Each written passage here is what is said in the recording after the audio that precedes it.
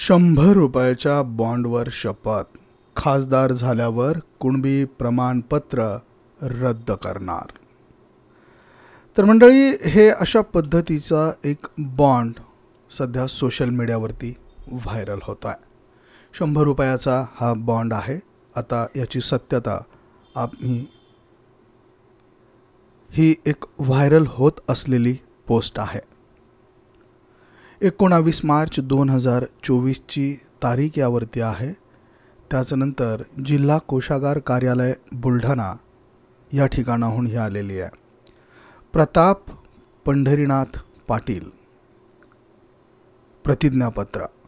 मी प्रताप पंढरीनाथ पाटील 2024 च्या लोकसभा निवडणुकीत बुलढाणा लोकसभा मतदारसंघाचा उमेदवार आहे।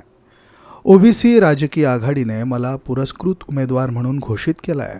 ओबीसी राजकीय आघाडीचा निवडणूक जाहीरनामा मी वाचला असून त्यातील विचार व कृती कार्यक्रम मला पूर्णपणे मान्य आहेत। या प्रतिज्ञापत्राद्वारे मी असं लिहून देतो की मी खासदार म्हणून निवडून आल्यानंतर ओबीसी राजकीय आघाडीच्या जाहीरनाम्याप्रमाणे मी लोकसभेच्या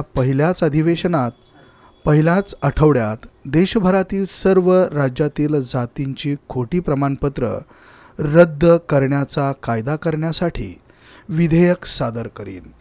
यात मुख्यतः महाराष्ट्रातील खोटी कुणबी प्रमाणपत्र रद्द केली जातील।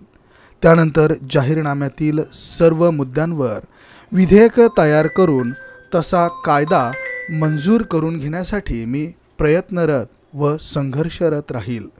तसेच या प्रतिज्ञापत्राद्वारे मी असंही वचन देतोय की मी निवडून यावे अथवा ना यावे, काहीही घडले तरी, कोणतीही परिस्थिती निर्माण झाली तरी मी सदैव ओबीसी राजकीय आघाडीसोबत राहणार व इतर दुसऱ्या कोणत्याही प्रस्थापित व फुले आंबेडकर विरोधी राजकीय पक्षात प्रवेश करणार नाही।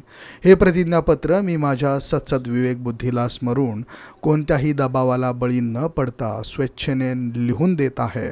आपला प्रताप पंढरीनाथ पाटील, बुलढाणा लोकसभा मतदारसंघ निवडणूक 2024 अशा पद्धतीचा हा बॉन्ड सध्या आपल्या समोर आहे।